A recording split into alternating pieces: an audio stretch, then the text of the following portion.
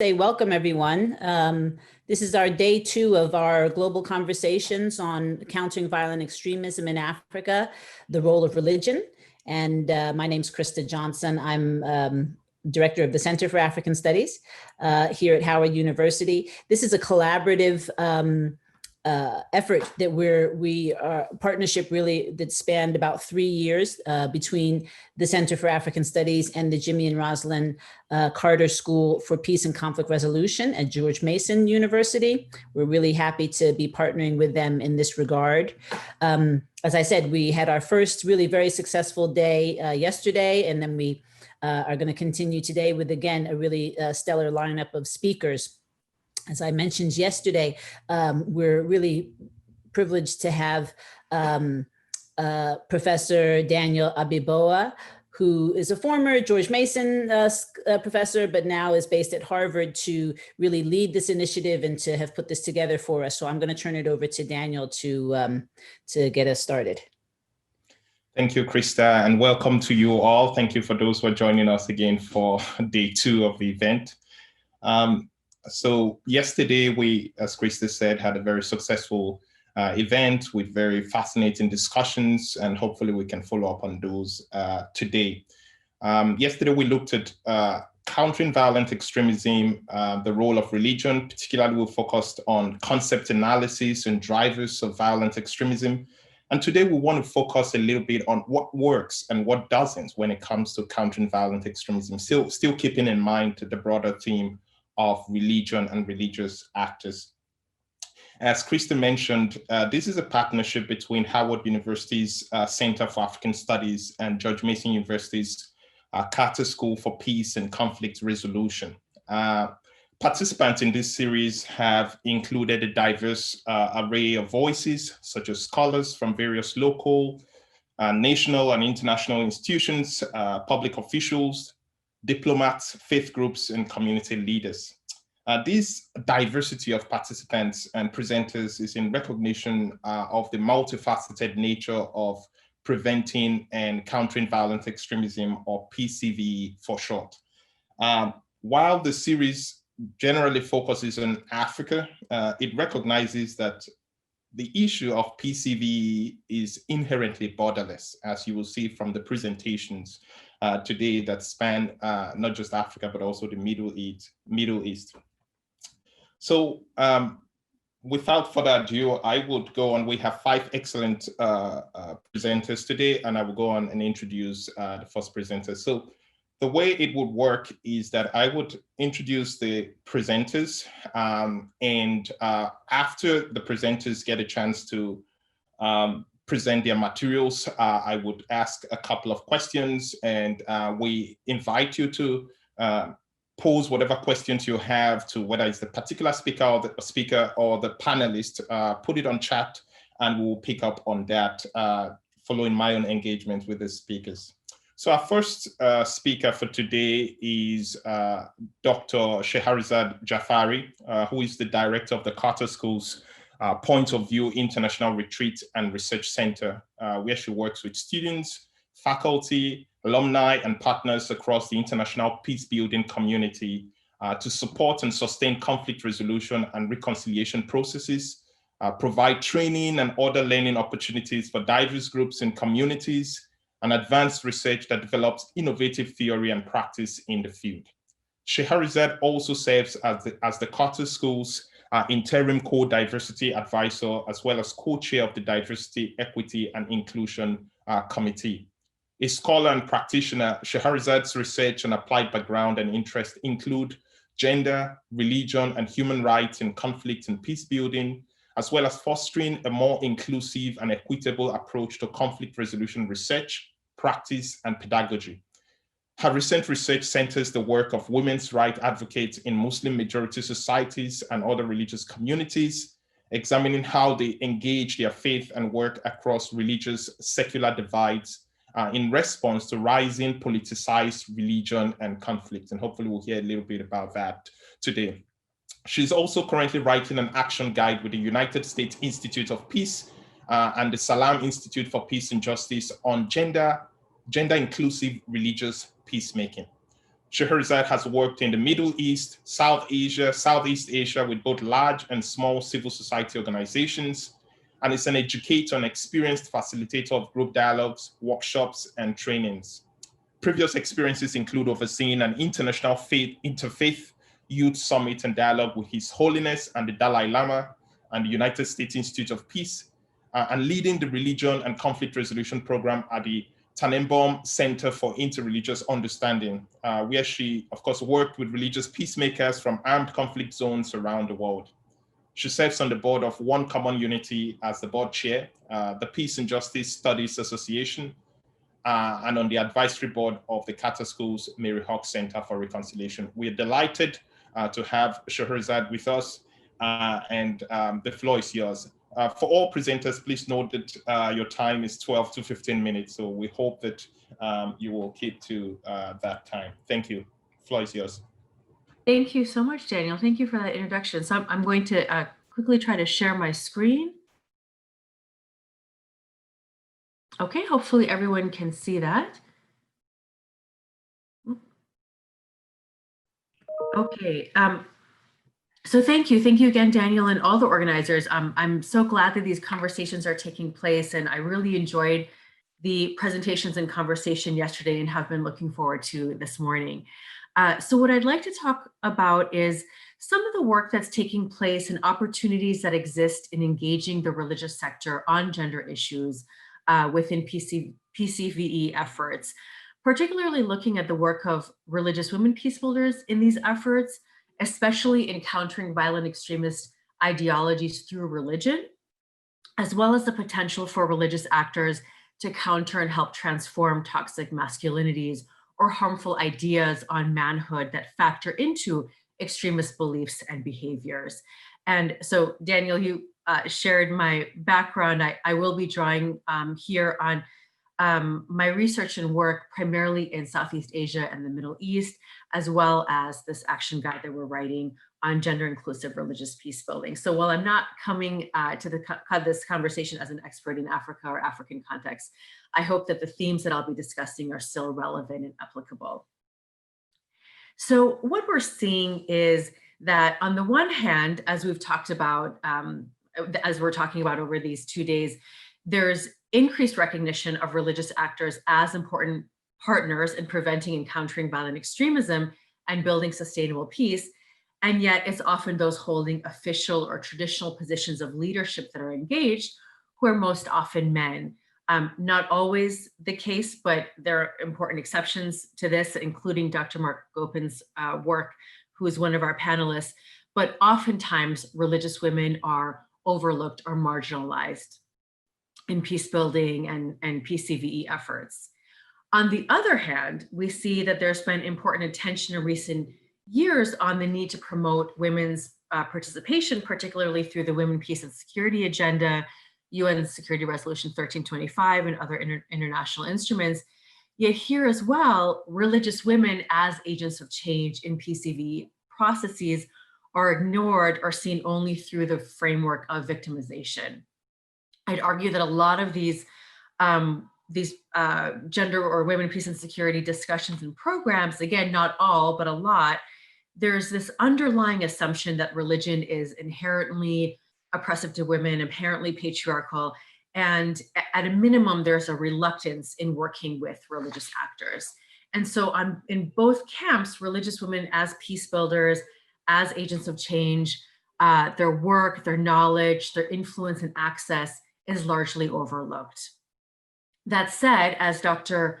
Audra Grant discussed yesterday, women are playing critical roles and offer valuable perspectives and strategies to PCV and peace building.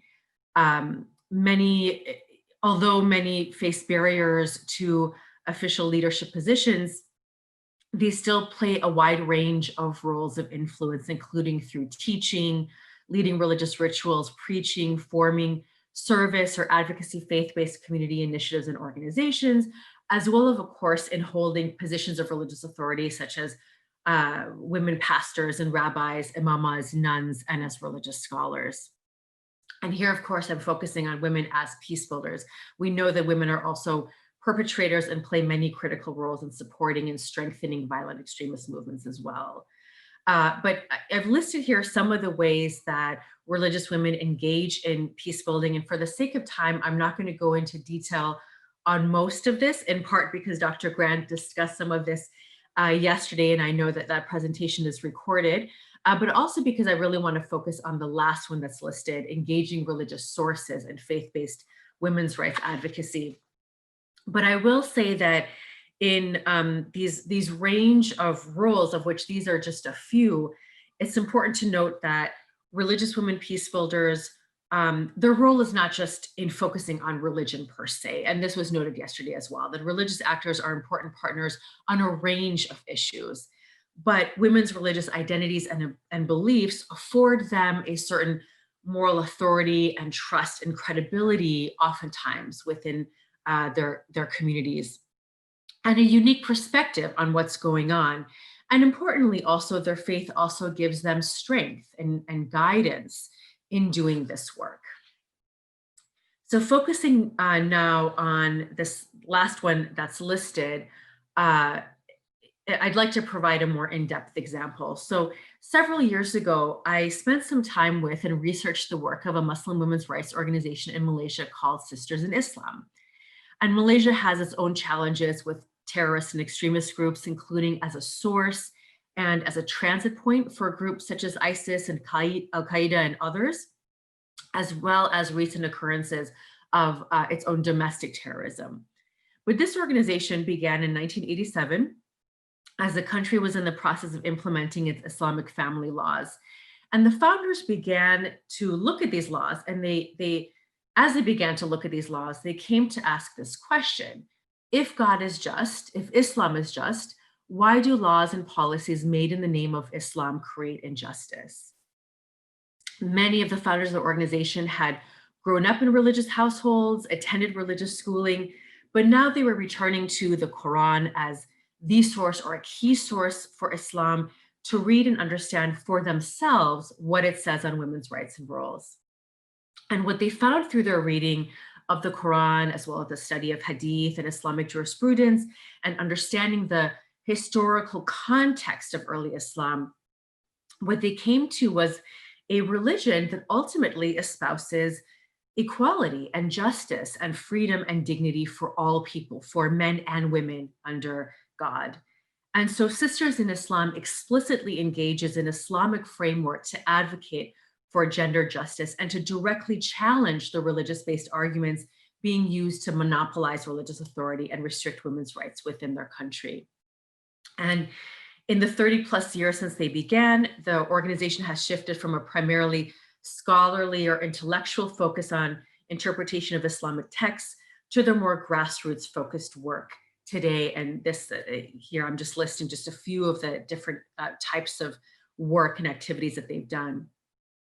Over the years, they've also partnered with many organizations in other countries, and in 2009, initiated the transnational organization Musawa, which means equality in Arabic. And Musawa's vision is a world in which gender equality, justice, excuse me, non-discrimination are embraced as inherent in Islam and reflected in laws and practices. And they work with community-based organizations and women scholars in countries across the world, as well as within Africa and Nigeria and Kenya, Mali, Morocco, Egypt, South Africa, and a number of other countries. A few things I want to note. On the one hand, this work is very localized. It's responding to local laws, particular movements within the women's communities, their own socio-political and religious and cultural contexts.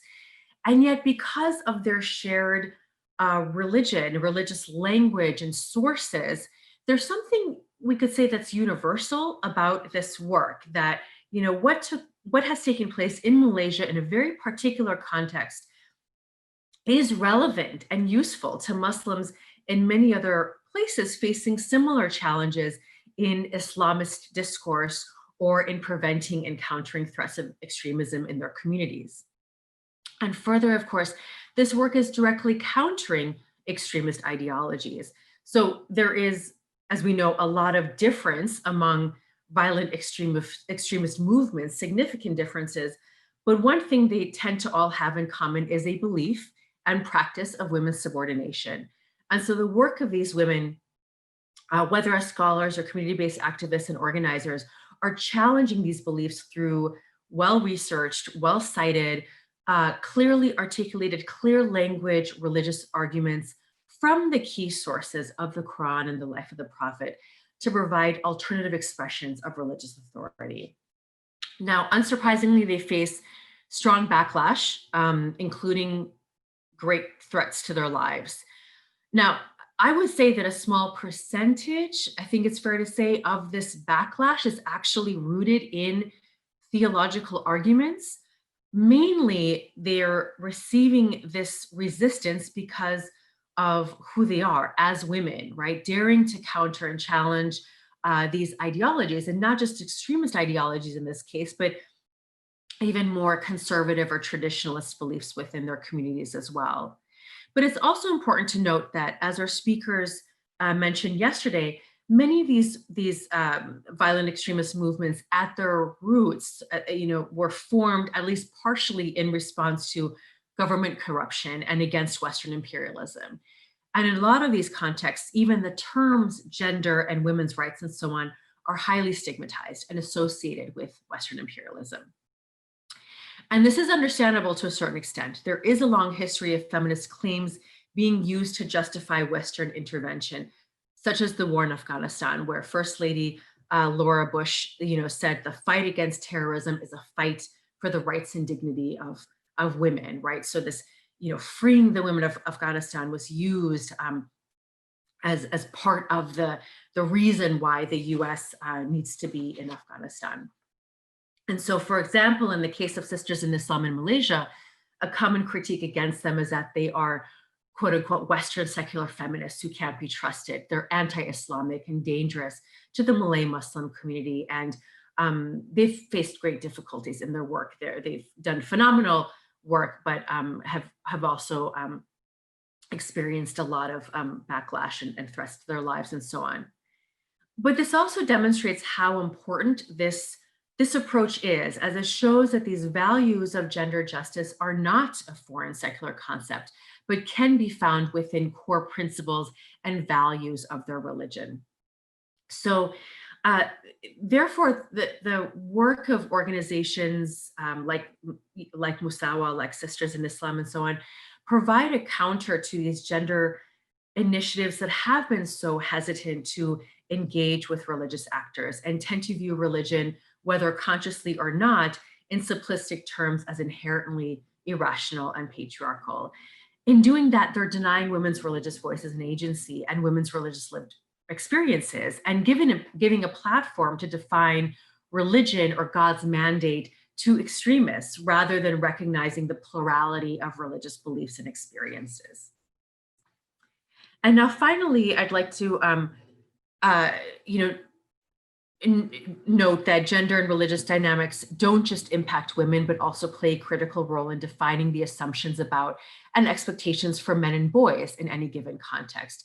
And there's a small but growing number of initiatives specifically addressing harmful masculinity. So just to provide some definitions here, and I just want to check on my time. I'm sorry, I can't see the time. Let me go back for a second. Okay, masculinities are socially constructed notions of manhood and how men should behave. So although expressed differently across contexts and over time, in many places, manhood is proven through being tough and exerting power over others. And men are also assumed or expected to be the heads of the household or to serve as a provider and protector in their families and communities.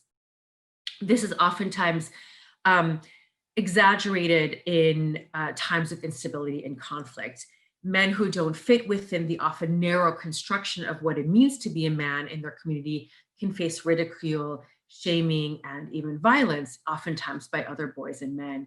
And so hyper or toxic masculinity refers to the heightening or exaggeration of stereotypically male behavior. This often includes physical and sexual dominance over women, as well as against other men. religion is often used to inform notions of masculinity, including to justify toxic masculinity, which largely defines violent extremist behavior. And we know that violent extremist ideologies often include a deliberate and disproportionate attack on women's rights and bodies. So religious leaders hold enormous potential to help promote healing from the impacts of toxic masculinities and to promote healthy, positive masculinities as an approach to preventing violent extremism. So I'm just going to note one example because I'm sorry I can't see how much time I have left. I apologize for that. Okay, so just as one example, the Abad Resource Center for Gender Equality in Lebanon works with men and boys to promote nonviolent behavior and reinforce positive familial and societal relationships. And their strategies have included creating safe and confidential support groups for boys and men to help them better understand and challenge harmful notions of masculinity. In 2015, they brought together religious leaders from the 4 main sects within Lebanon, who together released a statement and have since done some work together condemning violence against women as a sin. And I won't talk about them, but I will just mention, if I can advance the slide. We Will Speak Out, which is a coalition of Christian churches and organizations committed to ending sexual violence. And they've also introduced programming specifically targeting men and boys, including working with perpetrators and survivors of sexual and gender-based violence in Burundi, Rwanda, and the DRC. And this is just an example of one of the resources that one of their coalition members has created, a manual intended for church leaders in promoting positive masculinities. So thank you so much. I will stop there. Thank you so much, Dr. Jafari, for that fascinating discussion. And hopefully we'll generate more questions, and we can circle back to sort of ask some of the questions that are on my mind regarding especially Sisters of Islam. I'm going to turn to our next speaker, Dr. Altaf Hussein. He's Associate Professor and Chair of the Community Administration and Policy Practice concentration in Howard University School of Social Work. He also serves as the Chair of the Curriculum Committee with oversight for the Master of Social Work program. His primary teaching responsibilities include displaced populations, which include social work practice with individuals experiencing homelessness and natural and human-caused disasters, as well as with immigrants and refugees. He serves on the editorial board and recently served as a guest editor of a double issue on Islam in the 21st century for the Journal of Religion and Spirituality in Social Work. He also serves as an associate editor for the journal Mental Health, Religion, and Culture. His professional involvement includes serving as a co-chair of the Islam and Muslims track of the annual program meeting of the Council on Social Work Education.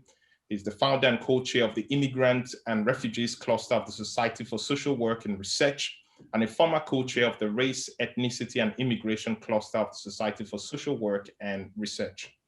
Dr. Hussein's community involvement includes serving currently as Vice President of the Yaqin Institute for Islamic Research, a member of the board of directors of the Conscious Kid Library, a former vice president and then two-term national president of the Muslim Students Association of the US and Canada, and vice president of the Islamic Society of North America. He also serves as an advisory board member of the Peaceful Families Project, which is dedicated to preventing domestic violence. Welcome, Dr. Altaf Hussein, and the floor is yours. Thank you so much, Daniel, and good morning to all of our attendees, as well as my fellow presenters. I'm coming to you from my home, but the background picture is Howard University, the Lewis Stokes Health Sciences Library. It's an amazing fall day here. I am grateful to the center and also to the other co-organizers for the opportunity to really address this topic. I will make 3 main points, as was mentioned at the beginning. We have about 12 to 15 minutes, so there's only so much we can say, but at least I want to hit these 3 points, and then in the Q&A we can elaborate further, and then offline also we can continue to discuss this. So I want to begin where oftentimes we don't as academics, to acknowledge that this is a very personal topic for me, both in terms of the mention of countering violent extremism, and in terms of making every effort, to prevent violent extremism, no matter who the perpetrators are in terms of their self-identified religion or race, for that matter. And why is it personal? Number one, my wife and I are raising 4 children of our own. And in this current paradigm of CVE, in the American context at least, and also in the British context, and to some degree it extends to the African context, those Muslim children are already deemed potentially, and quite falsely so, at risk of radicalization. So it is personal for us. Secondly, in terms of why it's personal, is that I lost a friend who I had spent only just about 2 days before time with him, and then he went to work on September 11th, 2001 in one of the World Trade Center towers, and never came home. That was Tariq Amanullah. And then also it's personal because I lost a friend and a mentor who helped to guide and shape my interest in Somali youth. And ultimately my dissertation was on the Somali youth here in Maryland, Virginia, and DC area. And that was Dr. Ibrahim Adu. So Dr. Ibrahim Adu was here in America, is of Somali origin, had returned to serve in the government, and regrettably was killed in a bombing that targeted a graduation ceremony of medical students. So it's very personal. It's something that obviously weighs heavy on me as a father, of these 4 children, who also lost these 2 people in these 2 friends in these types of terror attacks, if you will. So the second major point is that I think it's important for us, to be very upfront with one another, that we have to, acknowledge the fact that perhaps even, and I mentioned this right at the invitation, and when I was first invited last spring to join, that the framework of the countering violent extremism, although it has given rise to a massive industry now with grants and all kinds of money that could guide academics and others into essentially a career dealing with just that. But we have to be very frank and open to assessing and to understanding that maybe it's high time, based on everything, all of the data that's showing us, that framework has to be replaced. Right? Replaced in a way so that there's not an inherent bias against religion generally, but particularly and very specifically Islam. And if you look at different studies that have been done on this, and I quote here from a report from the Brennan Center, for example, while federal law enforcement agencies involved in CVE paint the program as a community outreach initiative, right? That's dedicated to stopping people from becoming violent extremists.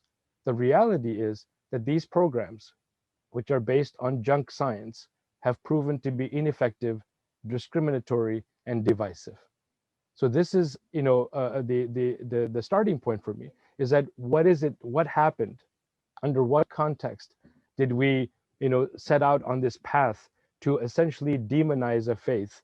And in Africa, there's huge implications for this in terms of Islam, whether you talk about Kenya and Somalia and Nigeria and any of the other countries where there are, large populations of Muslims. So we have to be, comfortable with one another to be able to say, let's stop for a second and look to see what's actually happening when we don't question the essence of where this started. How did it start? And even for, by the way, for the youth particularly, NATO has its own NATO Science for Peace and Security series, and they had a conference in 2014, and it was literally focused on youth, countering radicalization and Violent Extremism Among Youth to Prevent Terrorism. And from that book's even, just a summary of what they said about that book, after 19 papers were submitted by experts, right? Ultimately, they said the best way to respond to violent extremism in general and the radicalization of disaffected youth in particular, and that's my focus today, is the youth, is far from clear, right? That the notion of how should we even respond, but the stakes are so high and the potential threat to countries worldwide is there, so that inaction is not an option. So I agree, that we need to be looking at this, and I of course agree that we, as I said right in the beginning, that we need to prevent, but we also need to see what is the impact. And here is where I'll spend most of my time on, in terms of the youth, and in terms of particularly the context of Africa, of which I am not an expert, but I am, saying that in terms of youth development, like is an area that I focus on. That what are we doing when we continue to perpetuate, if you will, this flawed premise of the radicalization track, if you will, or pipeline, if you will, and so forth. So I'm saying that first and foremost, we need to engage the youth. And I heard this yesterday, from the other presenters, Dr. Grant, particularly with the focus on women, and also my colleague Abdul Qasim. The idea of the civil society and all of the actors within, right? So, in terms of youth, we as social workers, which is my professional sort of vantage point, we say begin where the client is. So in this case, I would say begin where the client, where the youth are. The youth are craving authentic interactions, right? They can pick up on the scent of anyone who is a parent, when you're trying to sort of manipulate behavior because you want some, ultimate, response from the children. They will pick up on that. Youth pick up on the scent of inauthentic interactions very quickly. So they can sense when we are trying to, box them in, when we are trying to look at them as, literally just one step away from a threat to society, suspect just for, being who they are, self-identifying, as who they are. And so again, and there's various studies on this in terms of showing, what happens when you don't have authentic sort of interactions with youth, whether in counseling or other interactions with teachers and social workers, and even to that some degree law enforcement. So on the one hand, interestingly enough, the Brennan Center here, again, I quote, says that the Brennan Center and others, their studies, they reveal that, quote, often the CVE efforts mask efforts to gather intelligence, to identify individuals who are not suspect of wrongdoing for surveillance, recruit informants, and co-opt community leaders to promote government messaging. So who are these community leaders? Who are these people that are being co-opted? What is this effort to essentially say, we are concerned for your well-being, but in fact, it's masking efforts to gather intelligence and try to identify, and I'll get to that in a minute, about the questionnaire that was developed both in England, in the UK, and also in the US, in terms of looking at youth and how we could use other sort of key informants, if you will, to help us identify these youth. So the notion of co-opting community leaders is critical, and I want to pause there. The youth come in contact with, for example, imams, right? And so it cannot be that the youth are thinking in the back of their minds, or a youth leader or a youth director in the masjid setting. It cannot be that the youth in the back of their minds are thinking, oh my God, is he interacting with me? And it could be a youth director who is a woman as well, but are they interacting with me in an authentic manner? Do they genuinely care who I am? Or in fact, is this another intelligence gathering endeavor, right? Is this person basically, is my professor, is my teacher, is the library where I'm checking out books, or even accessing materials? Is the social worker assigned to me? Is the the police in our community who are supposed to be on patrols or community patrol, let's say, are they actually looking at me as a unique individual, as a human being, as someone who is in their community, or are they looking at me as that potential, one step away from being radicalized, right? And as I mentioned, and I will, also point to that, there's enough to tell us that that type of approach hasn't worked. The second part of this, and this is where I'll start to close, that central to adolescence, right? Central to adolescence is the search, and I also want to check the timing to make sure. Okay, good, 3 minutes left. Central to adolescence is a search for identity, right? And meaning. And CVE is quite detrimental to that process because of the tendency to classify interest in, observance of, participation in religious activities, because they have inaccurately been touted as predictors of radicalization. So what is routine, what is common, what is recurring, what is common around the world, it cannot now be categorized as suspicious, enough to force the substantiation, just to force the substantiation of a radicalization prediction model that I said is already flawed. So Mark Seligman, by the way, was an NYU trained political sociologist who served in the Navy, served in the CIA. He said this, he said, the little we currently know makes clear that a decision to engage in political violence is context specific and particular to any given individual, which makes it very difficult to identify indicators that could be used to predict whether an individual will commit or an act of political violence, right? And so we need to collaborate. We need to collaborate to figure out what is a healthy model in terms of observing all youth, right? And literally, we're speaking to you days before the presidential election in the United States, where every indication is there of potential violence if the results don't go in a certain direction, right?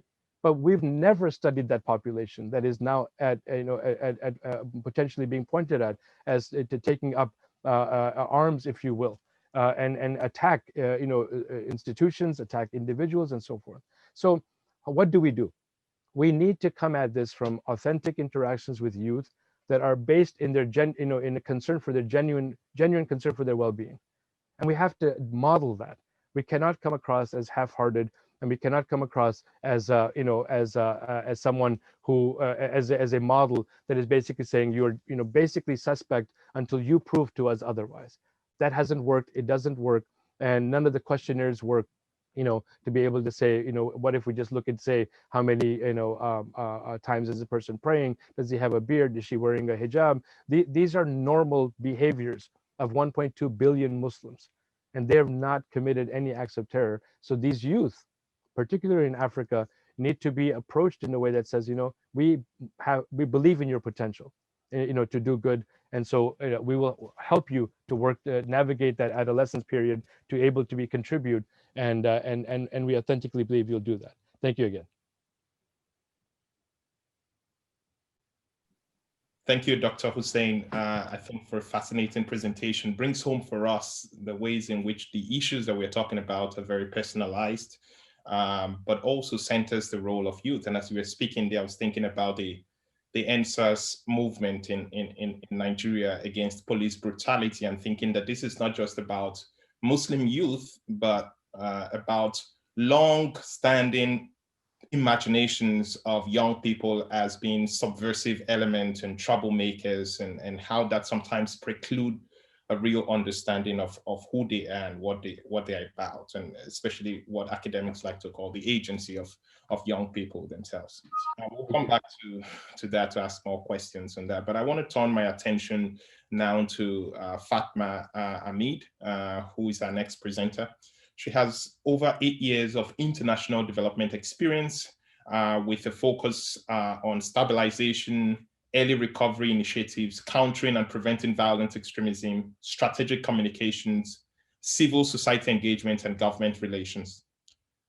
Fatma has worked across Africa, Middle East, and Southeast Asia. Most recently, she was the Middle East and Africa Director at Albany Associates, where she managed a portfolio of the value of 4.5 million and served as the project director on all projects ensuring high quality and conflict sensitive delivery of work plans and implementation. Fatma formerly acted as the Deputy Chief of Party during the establishment and setting up of the IGAD Center of Excellence in preventing and countering violent extremism in the Horn and East African region. She's a panel member of the African Union Theme-Wise Committee, a peace leader for advancing the role of youth, peace and security in support of Resolution 2250, and an International Visitors Leadership Program alumni of 2018. Fatma is currently consulting with UNDP Regional Service Center for Africa to support the African Union on conflict prevention and peace building, as well as consulting with the UN on strategic communication and preventing violent extremism. We're delighted to have you with us, Fatma, and we look forward to your presentation. Thank you so much for that introduction, and I'll just be sharing my screen. There we go. Well, thank you, first of all. I'm delighted to have the opportunity to join and contribute to this important global conversation, especially during a time that we're seeing such an increase in violence and intolerance all over the world. So the specific focus on the role of religion is a very interesting one, and I'm really pleased to hear some of the interventions from the previous two speakers. There's a lot that resonates, and there's a lot that I look forward to the discussion conversations on. So my presentation will be divided into 5 sections, and I hope to be as succinct as possible to contribute to the broader discussions. And I also just want to highlight, I'm dialing in from Ethiopia, Addis Ababa, where there tends to be a bit of internet problems. So if there is some patches, please bear with me. Some of the challenges of doing these things remotely. So coming back to the 5 points of the areas of focus. So in terms of drawing on the broader conversations around the role of religion, I'd like to bring the attention to a case study where we use a social network analysis in Somalia. And here I'll be highlighting some of the core themes that came out in terms of the drivers of violent extremism relating to power and identity, communication and trust. And also want to look at the specific role of religion and how we use interventions to support the role of religious actors specifically. Because this is a contributor to a global conversation, I'll be focusing on what type of recommendations can we take forward, and leaving with you all with some final remarks. So, as highlighted by the kind introduction by Daniel, my experience is drawn from both Africa, Middle East, and Central Asia. However, I wanted to focus on Somalia specifically. One, I'm of Somali origin, a Muslim, and also many times when we talk about narratives around Somalia and it being a failed state and the challenges that exist, I really want to give the practitioner's perspective of working as a Somali in terms of implementing this form of program and what results we saw. Now, in terms of the case study of the social network analysis in Somalia, the reason why I want to bring this to attention is because I think it contributes to the wider discussions around why does CVE work and why does it not? So often enough, and we'll probably speak about it in more detail, is that donors tend to prescribe some of the activities and the direction of the program. But in this case, we had the flexibility of the donor to be able to design and approach the program as we saw fit, and drawing really on our experience. And coming back to the experience, having worked for an organization that has over 10 years experience in Somalia, we were able to really benefit from existing partners, our network, and also capacity of our staff. So, for those that don't know Somalia, we were focusing our activities as placed in the Horn of Africa. And as you can see from the map, our activities are spread across the country, from the northern part to the southern parts of the country. Now, the reason why this is also very important, because I think it comes back to what works and doesn't work. Often enough, we always advocate context is very important. But even within the country, there's various different contexts and different reasons for people joining extremist groups. So what is a social network analysis? So it's a tool that we use to map out the relationship between the flows of people, groups, and organizations and how they connect it to information. Important to note that our overall program hoped to build a resilient community over time while undercutting the influence of extremist groups over time. So what did we do? So the organization that I was working with, we basically supported civil society organization across the 4 areas from Puntland to south part of Somalia. We interviewed 175 research participants aged between 18 and 35, both employed and unemployed. Now, the reason why we did that was because even though we had worked in Somalia for such a long time, often enough, we based a lot of our project designs on some assumptions. And we really wanted to ensure that we're starting on an evidence-based approach and really understanding the specific particularity in terms of information, trust around the people that we were speaking with. So what did we find? So I mentioned earlier, there was a few emerging themes that emerged from our study. So as you can see from the diagram, probably can't see it very clearly, but it's okay, I'll explain it, is we found that power and identity, communication and trust were some of the core things that stood out. So when it comes to power and identity, this is very important in terms of the radicalization process.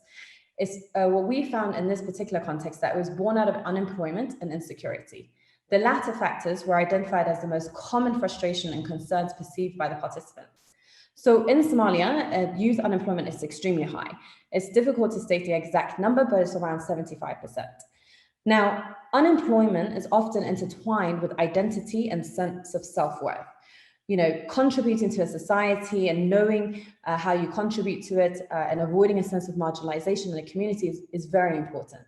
And the reason why I mention that is because Al-Shabaab, the violent extremist group that operates in Somalia, tends to use these tactics. So they offer wages and material goods to lure youth into joining by providing them status, power, and identity. We also found that most of the majority of our participants didn't feel, they felt like a lack of representation within the political system. So because they could not rely on the government to represent them, often enough they relied on Al-Shabaab to be able to provide that form of protection. So really exploiting some of these power and identity challenges. Now, in relation to communication, the reason why I bring this up, because a large part of our programming was around communication. So for example, Somalia is a very oral society. If we're going to do any activities, we really needed to focus on communicating. So what we did here was we really wanted to understand what is the role of narratives. So prior to starting the program, we really analyzed Al-Shabaab's narratives. How do they lure people in? What type of messaging are they using?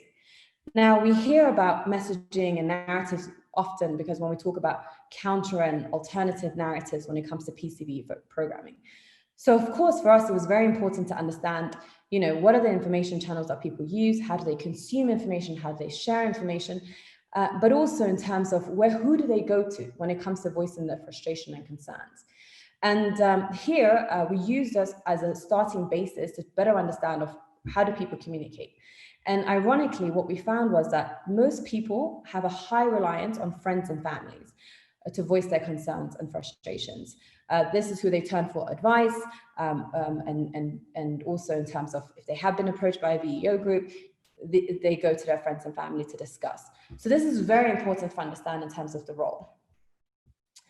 Now, the other area that came up that's very important is about trust. So I just highlighted that the strongest trust relationship was found between friends and families. Now, the reason why I bring that up is because often enough, when we're talking about PCV programming, there's a high reliance on providing funding to civil societies. And not to say that that's not correct, we also did the same. However, it's also understanding what is the role of the civil society and how do they engage with some of these actors. So for instance, when we wanted to understand the role of religious leaders, because of course, I mentioned earlier that a part of the program initially was quite prescribed of, work with religious leaders, make sure that there are Friday sermons throughout the 12-month cycle of the program. But of course, if we're going to do that, we need to better understand what is the role of these religious leaders, how are they perceived by the community? So what we found here was that although religious leaders were given trust and also that they are acknowledged to have a specific role in society, this is not who people go to when it comes to voicing the frustrations and concerns. And also it's notably, we need to understand that, it's not a one size fits all when it comes to engaging with some of these actors, and we need to really understand how their societal and engagement factors work. So coming to the question, and just keep an eye on time, yep. So what was the role of religion and what was the role of religious leaders in this case? So now we found that there was unsurprisingly the strongest relationship So what we found was that, so religious leaders are trusted. However, people did not go to them to voice their frustration and concerns. The reason why that was is that often there's a really one-way conversation with religious leaders in this context in Somalia. In other contexts, religious leaders may be seen as, counselors, also providing support and range of services. Whereas in this case, it was more of a preacher. And also the role of religious leaders that are often used in PCVE programming specifically is around counter-narrative, challenging theological debates. But of course, here we need to also understand what broader role can religious leaders play? How do we encourage them to have a two-way communications with the youth, the community, and really represent some of the issues that they care about? So another challenge also we found that there's often enough the government prescribed which religious leaders we can work with, those that they deemed moderate and who they can engage with. Now, this is very problematic because, of course, some of them are not considered as legitimate in their community. They don't feel representative of their community, and they feel that their role is to be an extended part of the government. So here, when it comes to religious leaders, I think it's very important to understand, how do we engage them in a more meaningful way? And what we tried to do in our program here was that, from the social network analysis, we realized there are frustrations and concerns that young people have. They go to their families. So we supported by creating a radio program that first and foremost allowed us to focus on what are the topics that the youth and the community members want to discuss. So an example of this was that we brought together a community, a young male and his mother onto the radio station. And what we did here was that we allowed them to discuss about conversation that they were interested in. So for example, this family was from an IDP community. They felt marginalized. They didn't feel like they belonged in the society. And they had these conversations with the religious leaders. So really ensuring a meaningful two-way conversations and supporting the community. So what does this tell us? And I'm mindful of time. So in terms of recommendations and our learnings from our specific program, here, I think I want to first talk about the framework. And I like that Altaf talked about how we need to look at the frameworks that we're using. So in this case, I found that the social science research methodology using the social network analysis provides a significant advantage and expertise and knowledge that's absolutely critical to the design of the program. Local expertise is essential, and also understanding how people receive information, the trust network of delivering these networks, the legitimacy and credibility, and even the authenticity of the voices of religious leaders are super crucial. The second recommendation is that it's also important for us to understand the role of religion and religious leaders in the context of where we operate. So not to just limit the role in terms of theological arguments and debunking these violent extremist narratives, but really allowing them to discuss a multiple range of issues. Thirdly, we also need to challenge who we consider as religious leaders. I really enjoyed Shahzad's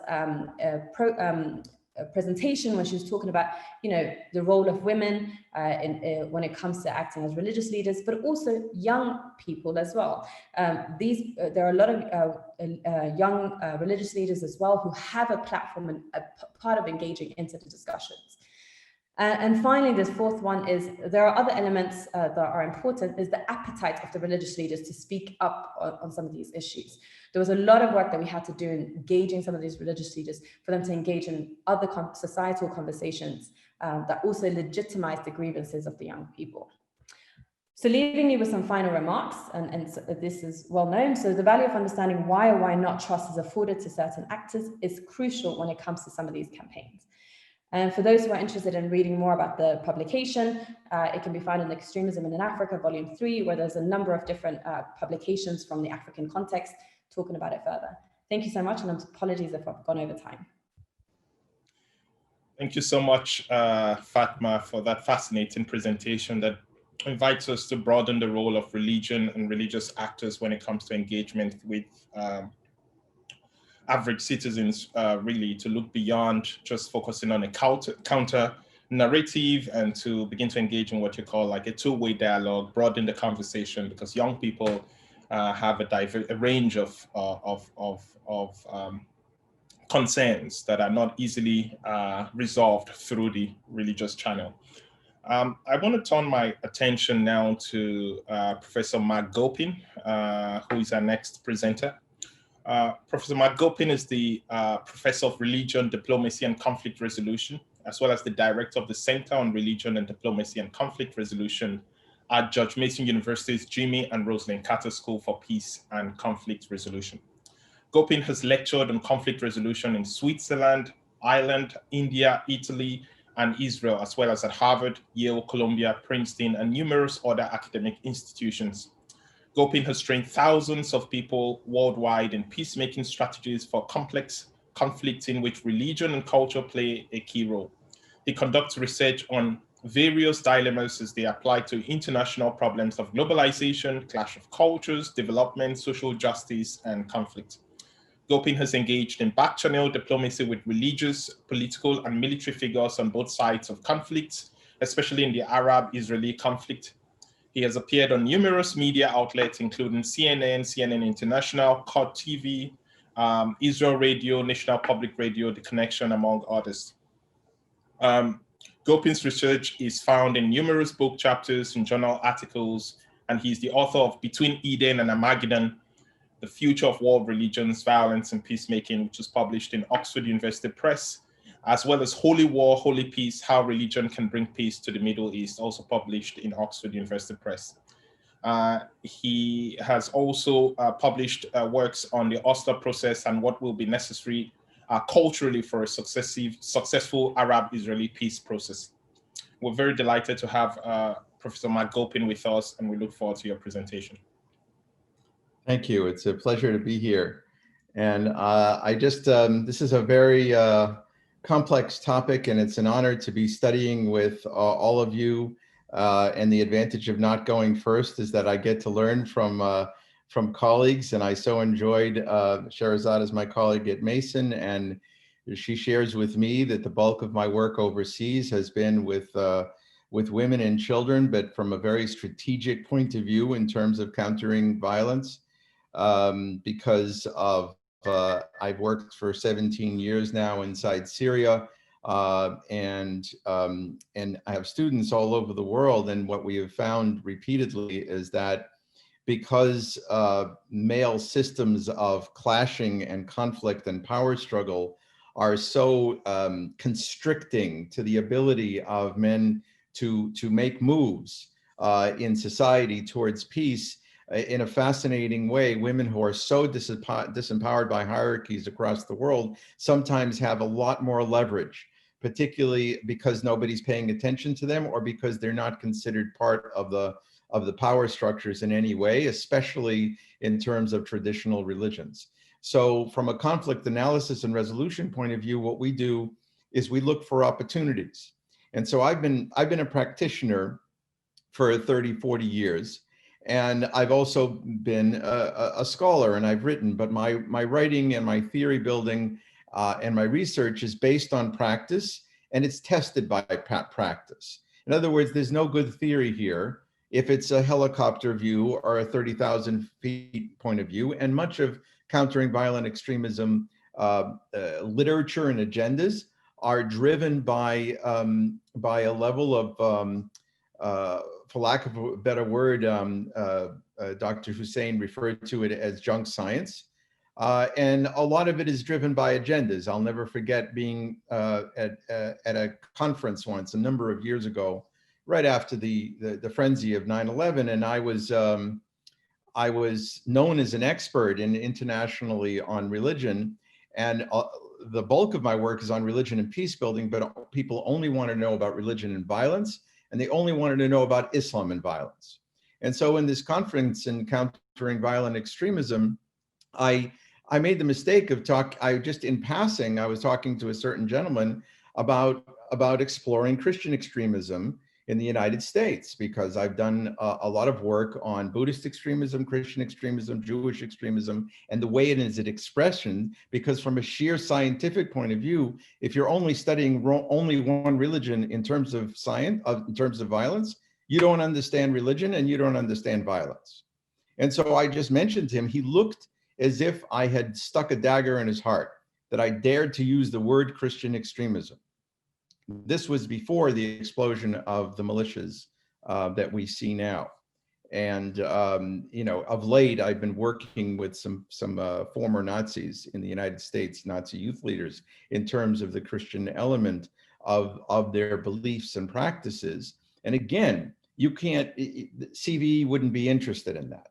So there is an agenda, and it's an understandable agenda from one point of view in terms of analyzing global conflicts. But it's quite obtuse in terms of building intelligent response and intelligent theory and practice.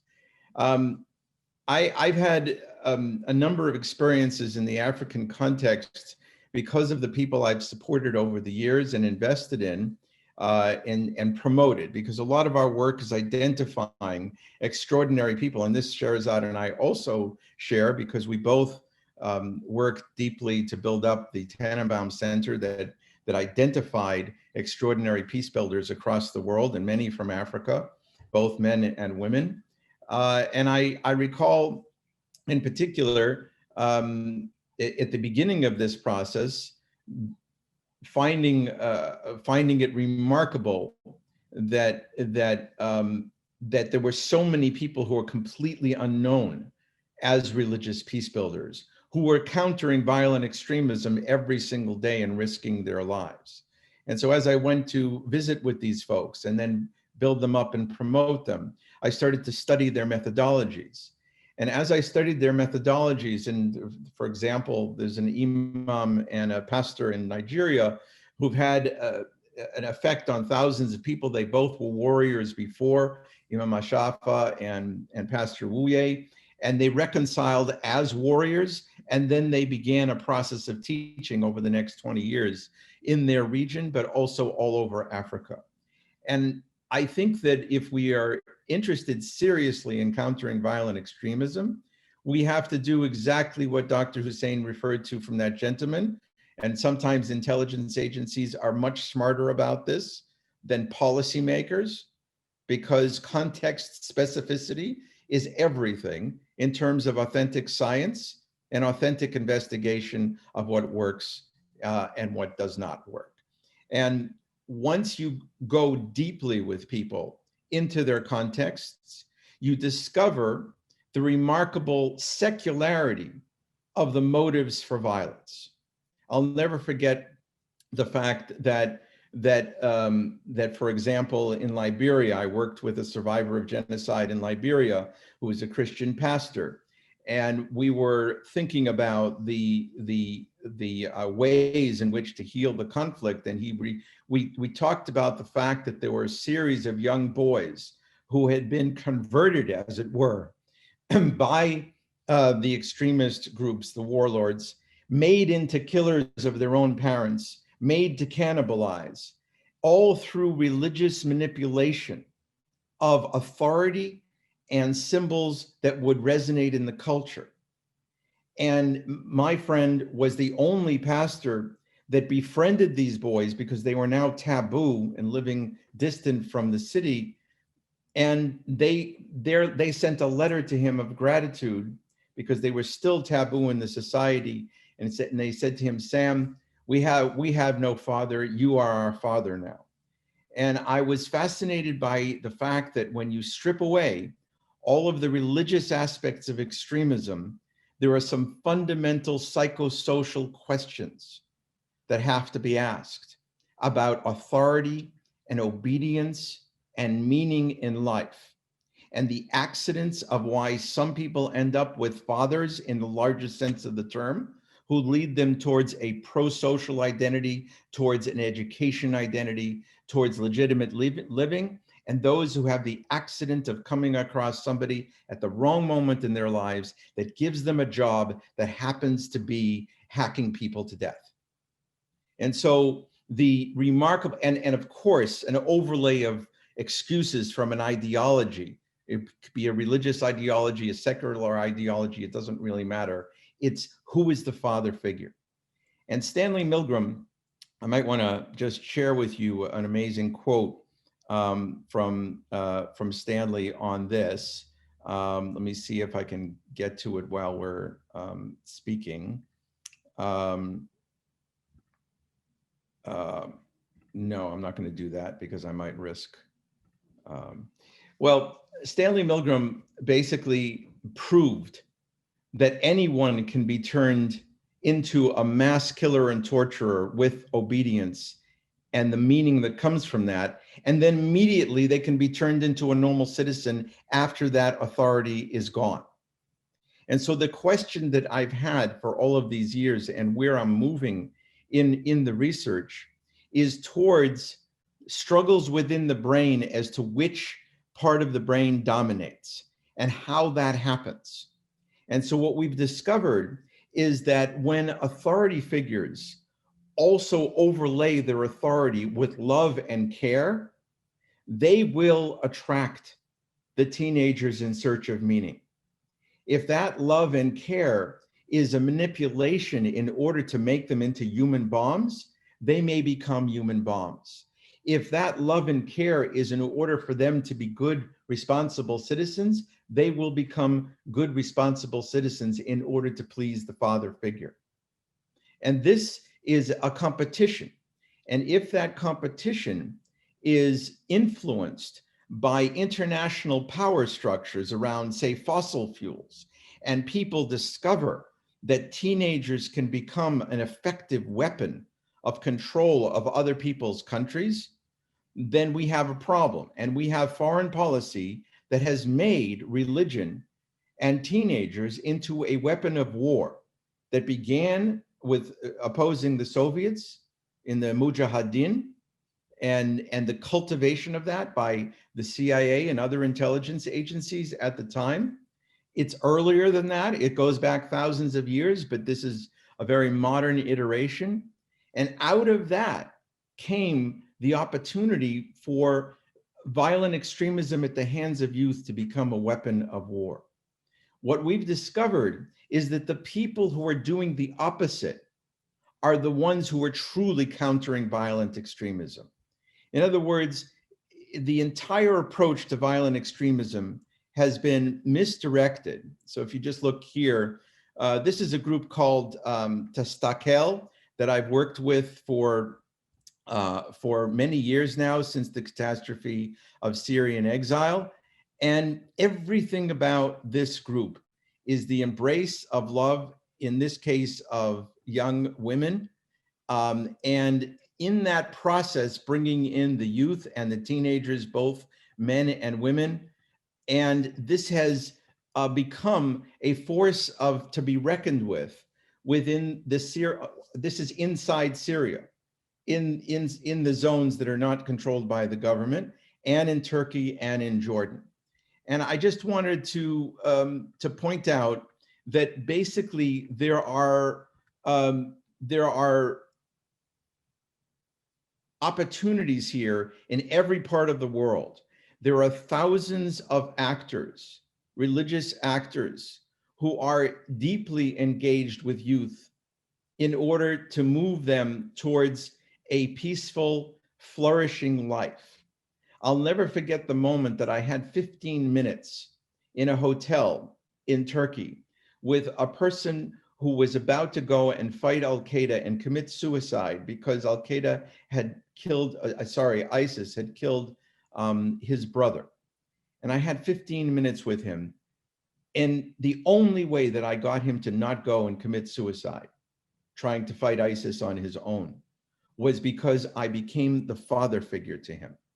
I said to him, "You're not allowed," and I quoted Islam, I quoted Judaism. I said, "You know who I am. You know that I have some authority here, and I can't explain the context." I said, "You can't go. You're not allowed to go. You're obligated to save your life, and there are better ways to avenge your brother."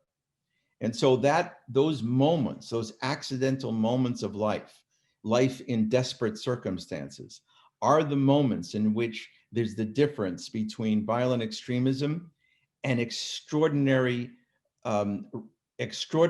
heroic behavior on the part of sometimes the same person. And that's where we need to concentrate on some of the psychosocial issues of obedience, the psychosocial issues of evoking compassion and solidarity with others, the psychosocial effects of interfaith programs that open up a world and a vista of a different way of approaching the other, the engaged other, or the alienated other, or the other groups in society. We see thousands of examples across the world of this effective work across enemy lines. It is the only way to really turn back youth. It's context specific, it honors culture and religion, and it honors human psychology, which is at the root of the questions of whether people become honorable and compassionate citizens or violent citizens. I'll stop there, and I look forward to the discussion. Thank you, Professor Magopin, for that very illuminating discussion, drawing focus to the need for compassion, the role of the father figure, and the secularity of the motif for violence itself. Just again, broadening our focus, not to narrowly focus on religion, but look at religion as situated in multiple contexts, not just one context, multiple contexts that constantly interact in a sort of cooperation and conflict mode. I have the final presenter, Dr. Barthélemy Bazemo, who holds a PhD in African Studies from Howard University. He has a background in peace studies and international relations, as well as theology and philosophy. His research interests include governance and the foreign policy of African states, religion, and peace building. He has worked for many years as a policy analyst at the Africa Faith and Justice Network in Washington, D.C., a Catholic faith-based organization that advocates for responsible and just U.S. relations with Africa and trains grassroots communities in Africa on social analysis and advocacy. Dr. Bazemo has done extensive research in the Sahel countries and East Africa, where he studied and worked for more than a decade. Dr. Bazemo, we are happy to have you with us, and the floor is yours.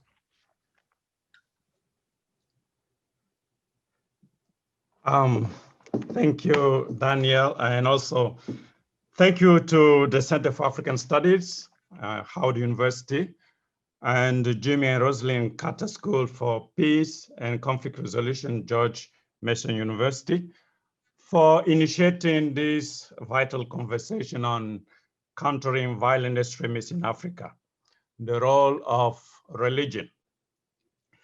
I think it's a timely conversation, and I hope that it will lead to key recommendations to accompany peace initiatives across Africa.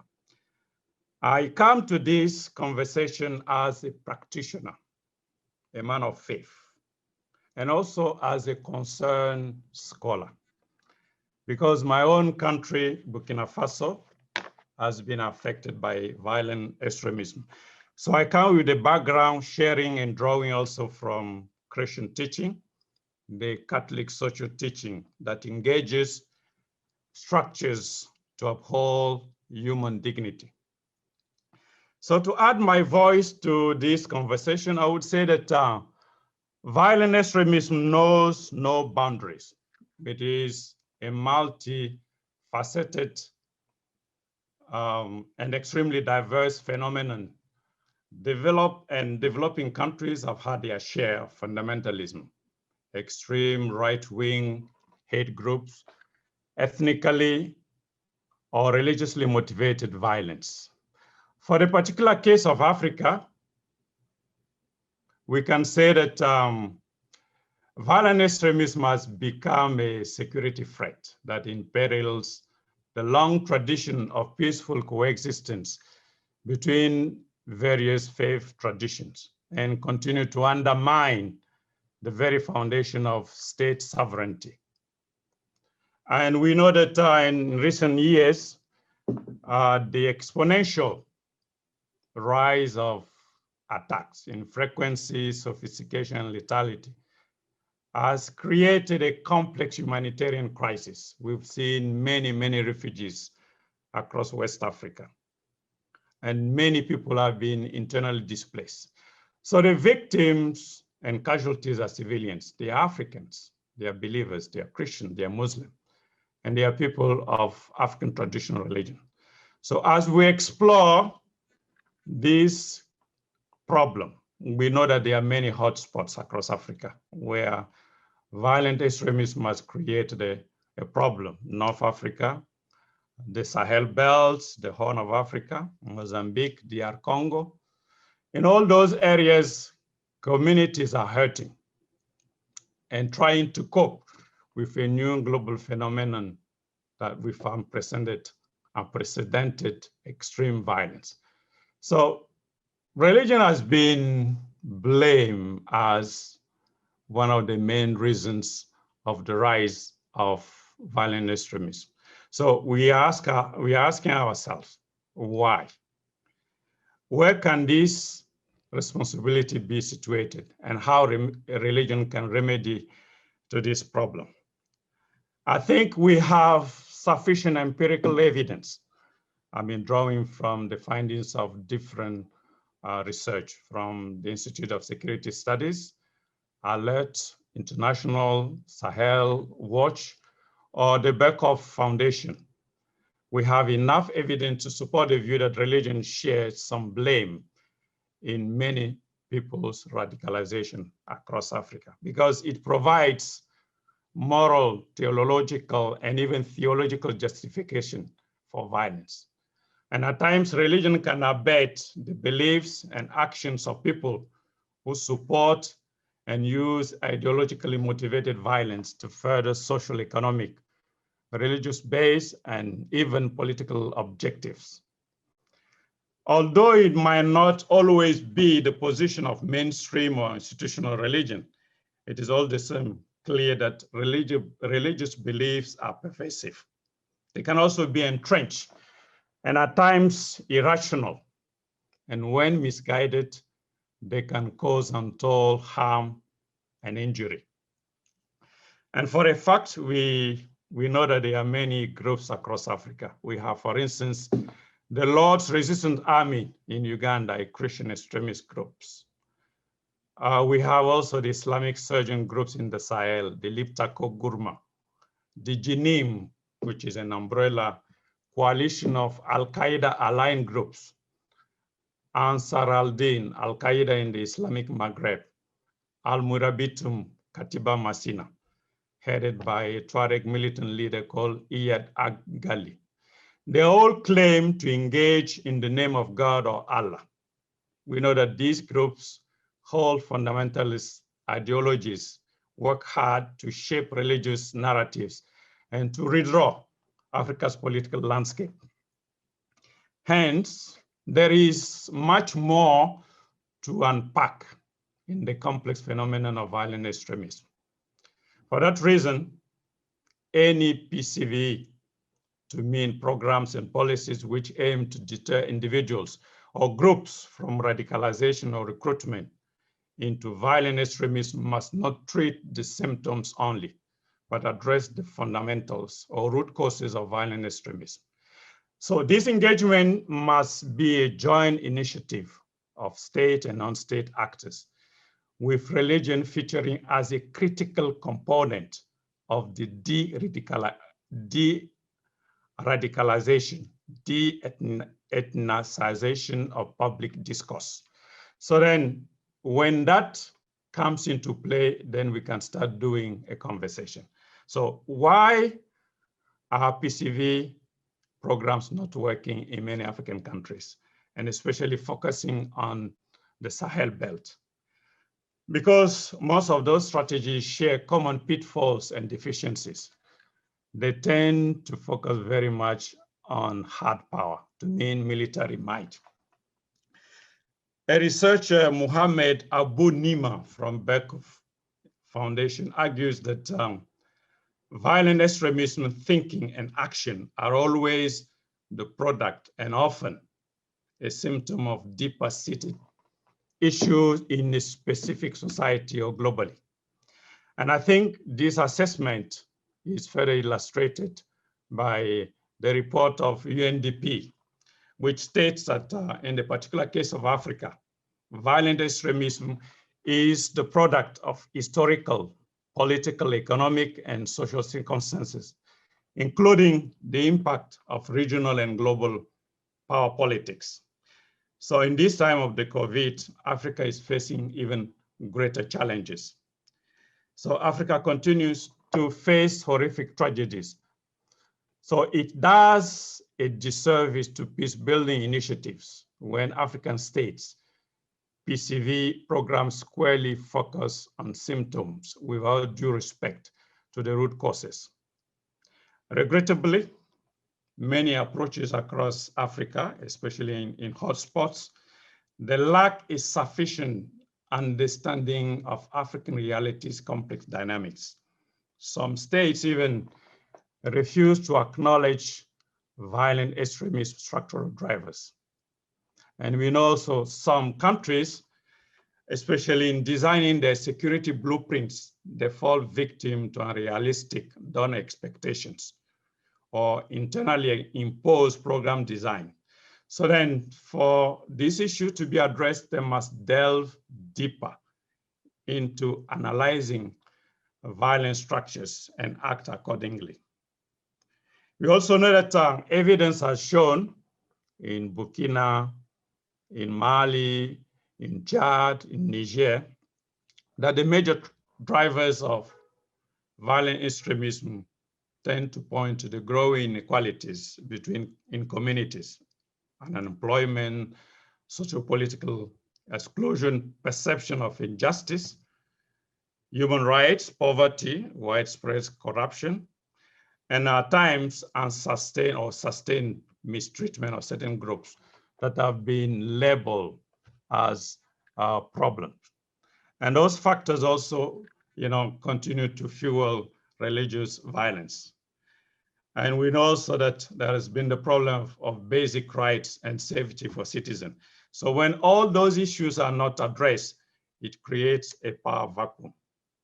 We have also, in many African countries, the challenge of enforcing constitutional checks and balances, commonly known as constitutional term limits. How is the way it has been played in Guinea-Conakry recently, in Ivory Coast, in Uganda, in Chad.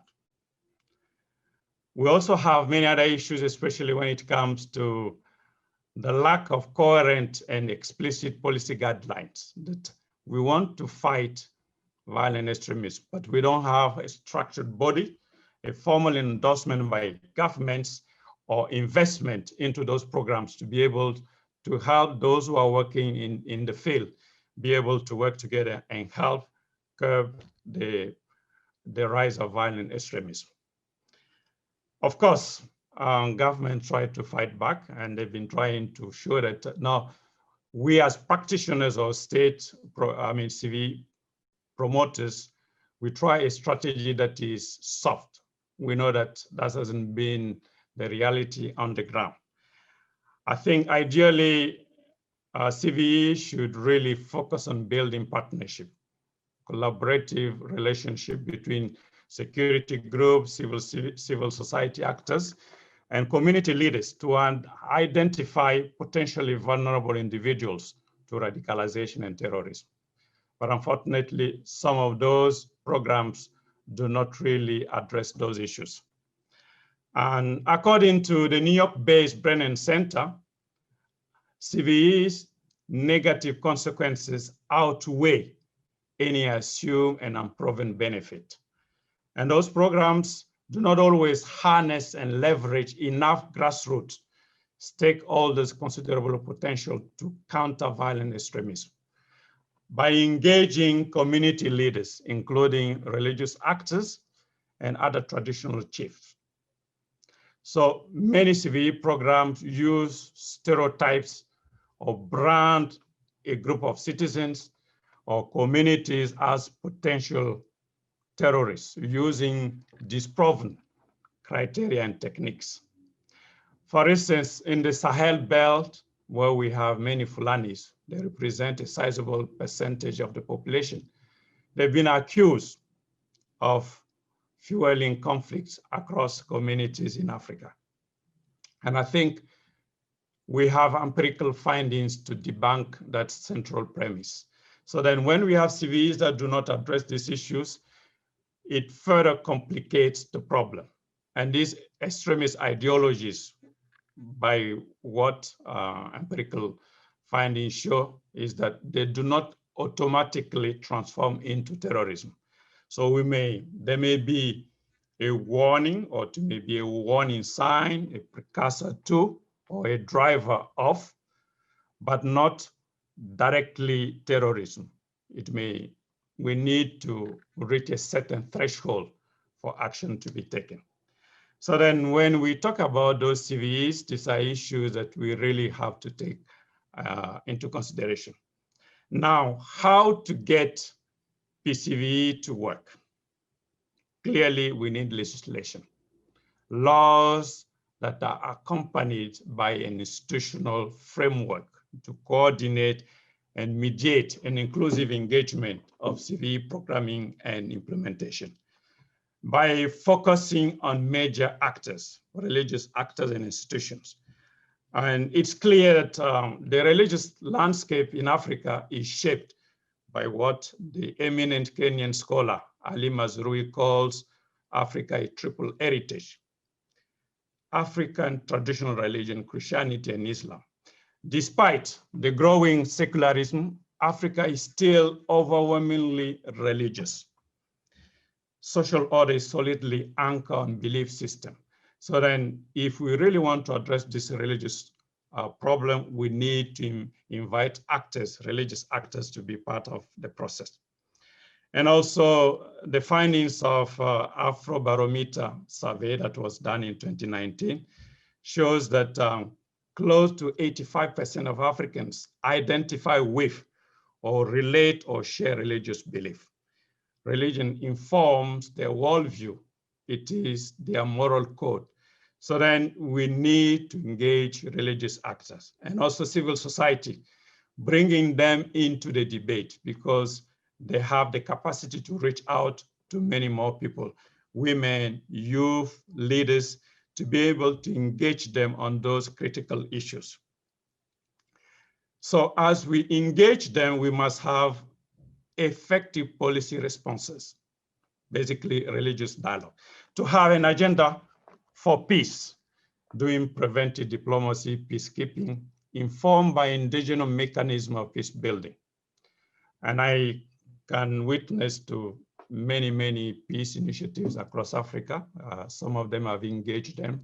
We have, for instance, the Interreligious Peace Initiative across Africa called URI Africa. We have the Interfaith Platform in Central African Republic, and I've engaged some of those leaders. We have also CRS, Interreligious Action for Peace. We have the FAPA, the Interfaith Action for Peace in Africa. We have the Interfaith Dialogue Forum for Peace in Nigeria. We have also the West Africa Islamic Peace Initiative. And also those peace initiatives can really focus and promote inter and intra-religious dialogue, encourage religious and traditional leaders to be peacemakers, strengthen solidarity among various faith communities, and also to help flesh out and protect and promote the values of respect for life and the dignity for human rights, the dignity and also the dignity of the human person. So going forward, I suggest a triple response mechanism. For me, one of the main ways to address this problem is a development response. Areas there where we have a rise in violent extremism, there is a problem of development. Many communities are left out. So this is an important issue that we need to address. It's also championed by UNDP, a report that is consistent with the 17 SDGs. To be able to push development and help young people to get something to do, to be able to respond to their everyday needs. We have also a governance response. Many issues across Africa have been governance issues. If we address governance deficit, state failure, community grievances across the political spectrum. We've seen failed transitions across Africa, which turn out to be the problem of political leadership. So to be able to buttress transparency, accountability, and also encourage the leadership to really make sure that those who are elected are after the hearts of citizens across Africa. Address this specific deficit is key to preventing violent extremism. The last response will be a faith response. As I said earlier, religion is very important to many people across Africa. So it's a critical piece in the conversation to make sure that the religious leaders are trained to be conflict sensitive, to be able to participate in the overall conversation, to find better ways of addressing violent extremism. And this response will be locally driven. It's an approach that will foster community resilience and reconciliation between warring communities. And I believe if some of those issues are addressed, we will slowly come to get young people to be involved, women, religious leaders, to address those issues that continue to harm many communities across Africa. I think I'll stop here, and then I'll be looking forward to the Q&A. Thank you very much.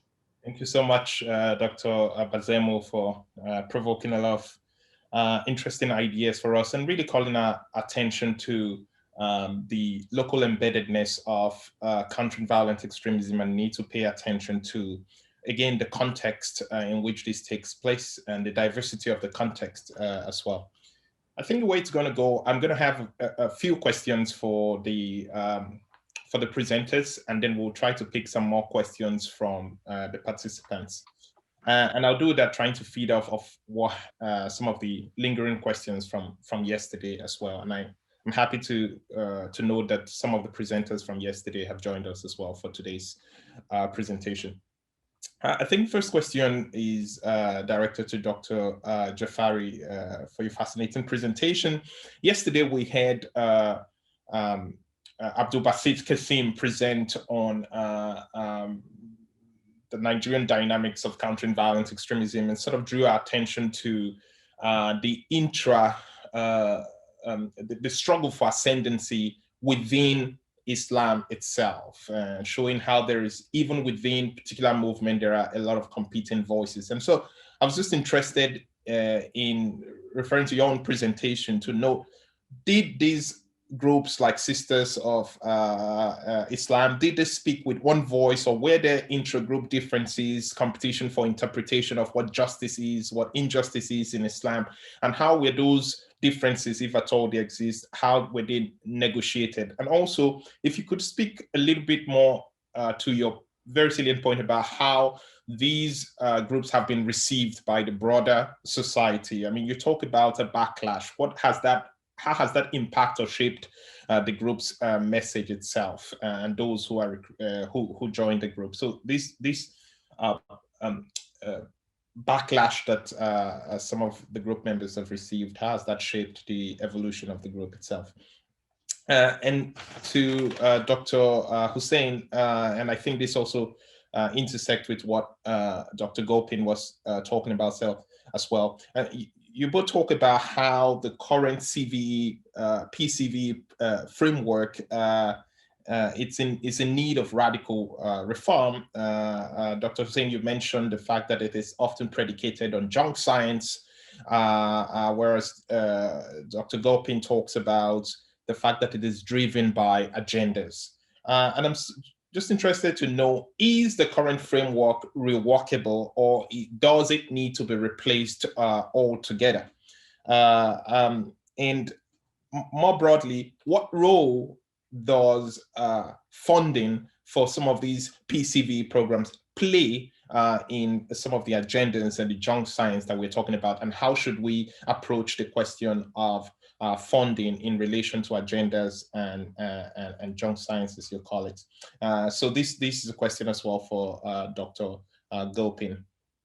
And you mentioned as well, specifically Dr. Hussein, about the fact that we need to build authentic relationship with young people. The question is, how do we build these authentic relationship? Again, you connect that point to the fact that most CV programs come at it from a place of suspect community. Young people are seen as the real suspect who we should go after, in a way that is sometimes that does a great disservice to them.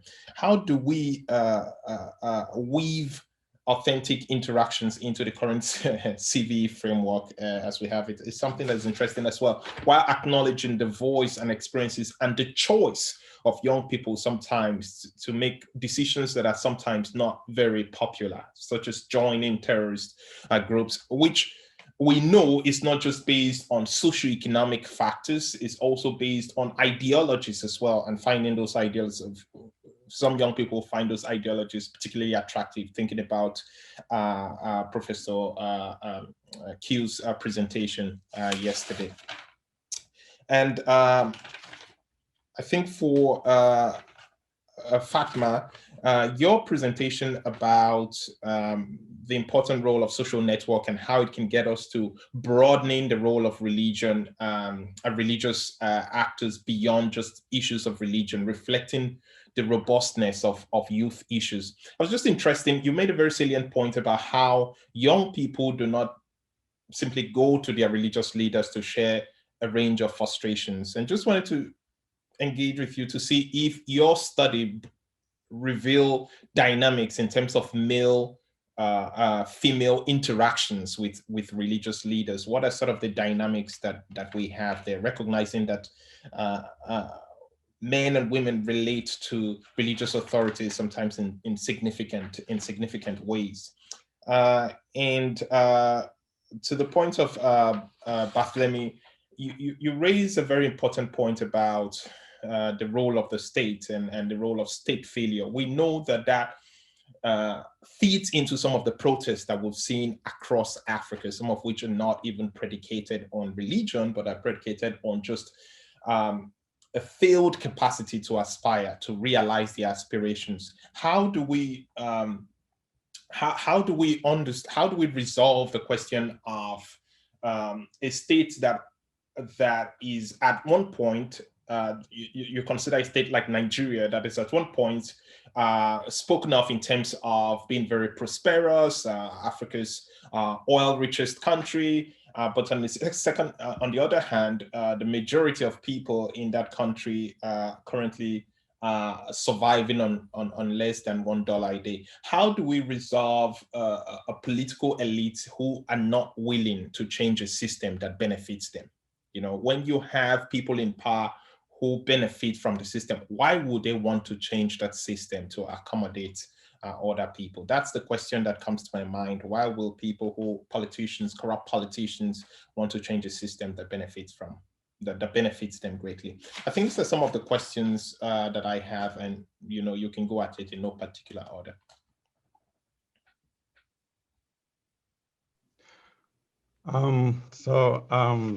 This is Barthélemy. I'll try to answer your question. Maybe just give you a background of my doctoral research. I did a research on citizen engagement and democratic governance and the popular uprising of 2014 in Burkina Faso. Basically to say that, of course, the elite will never let go of their prerogatives. And to link that to the situation of Nigeria, Nigeria is a superpower in West Africa with a lot of potential to be able really to transform the country to become an example of development for Africa. But I think it has to come from the people themselves. In 2014, the president of Burkina Faso, who was at the end of his term, 27 years, he wanted to amend the constitution to extend his tenure in office. And people said no. And they worked together, religious leaders, groups, and then civil society got together and said no. And I think change will not come from outside. And I think we have to understand that we need to find African solutions to African problems. We need to design policies that speak to our problems. And if the elites do not respond to our needs, we are the people to find the solution. And also talking about that, we should also make sure that unwarranted foreign intervention in African politics to serve foreign interests should be discouraged. When people come to understand that it is key for them to get united, they're able to really challenge the system. We have an Ethiopian proverb that says, when, people work together, when they know what they want, and then they sit and work and find a solution together to address political issues, they're always successful. And I believe that that's what many African countries face, especially in the Sahel belt, the experience of Burkina, the experience of Mali, the experience of Niger. People are at loss with what is happening in their own countries. So the real solution at the end of the day is the people themselves. Excellent. So find a way to do.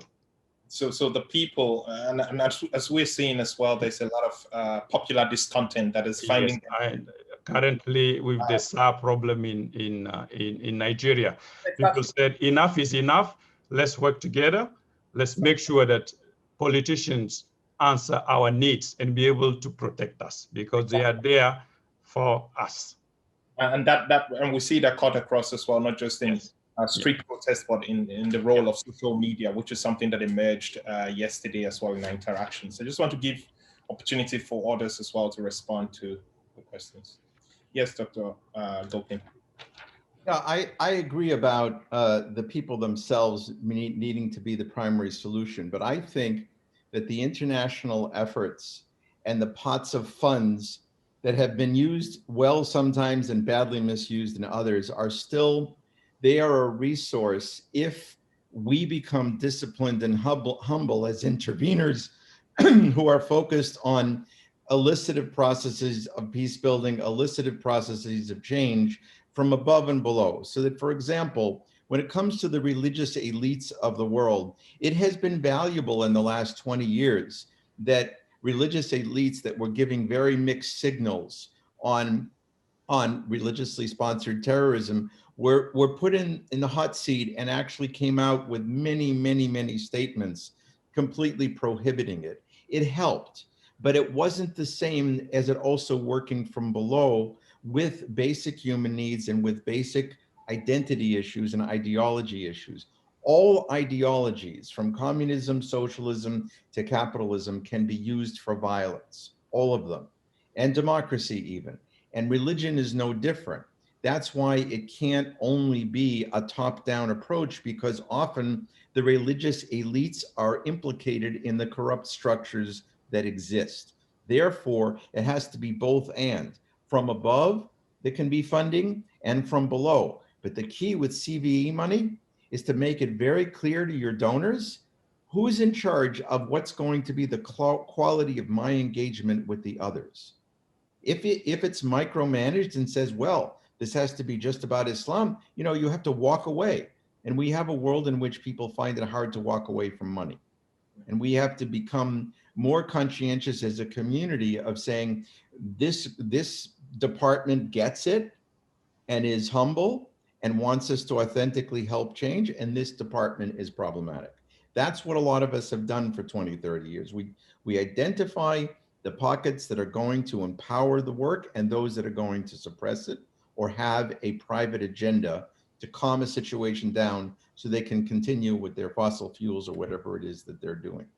It's even worse than that in terms of, worse is this, we have to also, as a community of global change makers, make it clear to militaries and intelligence agencies that religion is now off limits as a weapon of pressure on anybody.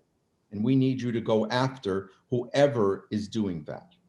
And that also comes to domestic politics in the United States. Whoever weaponizes religious extremism, it doesn't matter whether it's Jewish, Christian, or Muslim, has to be called out. And that has to be very different than the kind of work we do on the ground with adolescents in search of meaning. If that's funded well, we can do well. And we can do well as insiders and outsiders working together.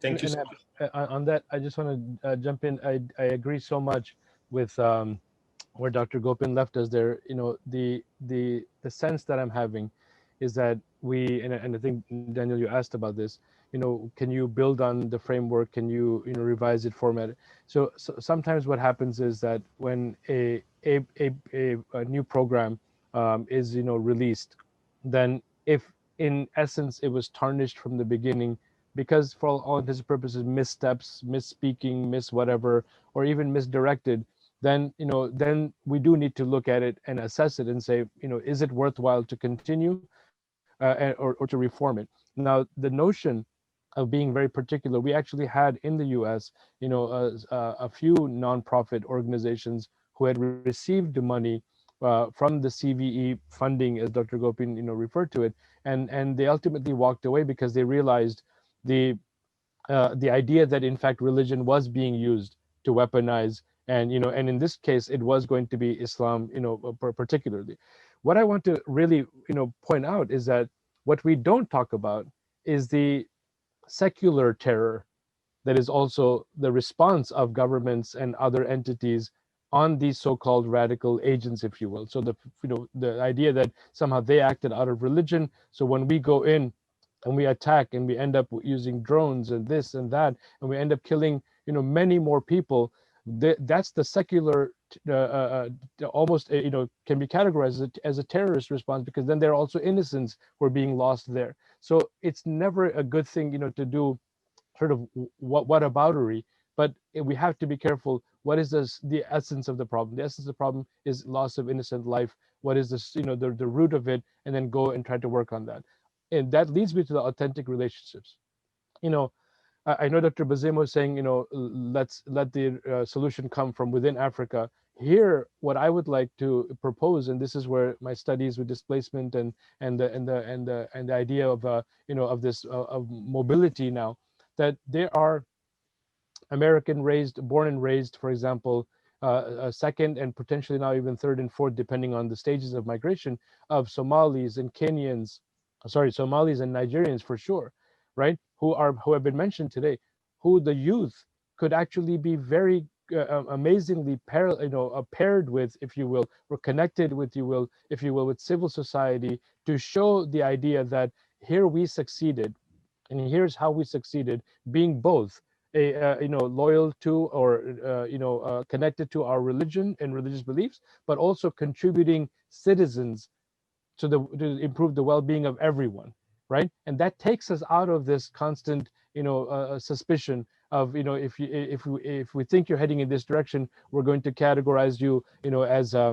as a potential for terror and so forth. So it actually creates a pairing of, if you will, not for propaganda purposes to say everything is great in America, but to say that here's how we did it, and here's how religion was a protective factor for us, a buffer for us, and a factor that enhanced our our daily life. So I see my sister Fatima has come on camera, so I want to make sure I also leave time for everyone else. Thanks so much. Thank you. If I may, I completely agree with Mr. Hussein's point, specifically on engaging with the diaspora. And even with us, when we're working in Somalia, there was a lot of UK and European diaspora that we try to engage with to also link the two together. But in response to your specific questions about the role of religion and also how the disaggregation between men and women and how they perceived religious leaders, there absolutely was a difference. So almost, I don't know the exact percentages, but not a large majority of the women would consider going to religious leaders. They would not go to voice their frustration or concerns.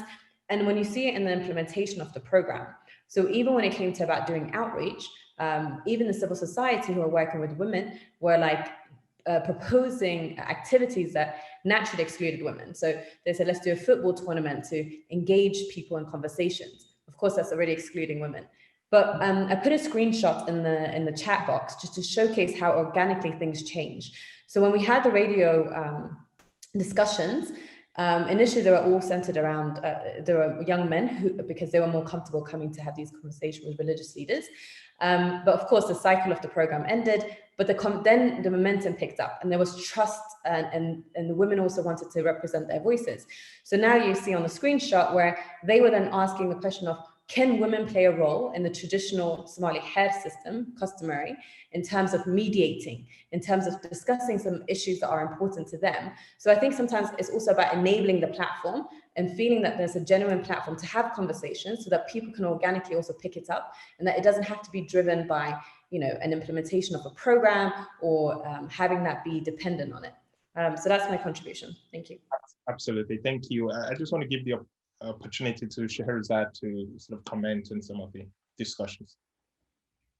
Thank you so much, Daniel. So in response to your questions, you had asked about whether groups like Sisters in Islam, do they speak with one voice? And I think it depends on the level of engagement, the level of interaction, at least in thinking about Sisters in Islam. So on the one hand, one of their core values is plurality of interpretation and voices. And one of the things that they talk about a lot is that if religion is part of the public sphere, which it is in a country like Malaysia, that practices Sharia law and Islam is a part of the state structure and so on, then everyone has the right to know the religion, to have a voice on it, to speak on it.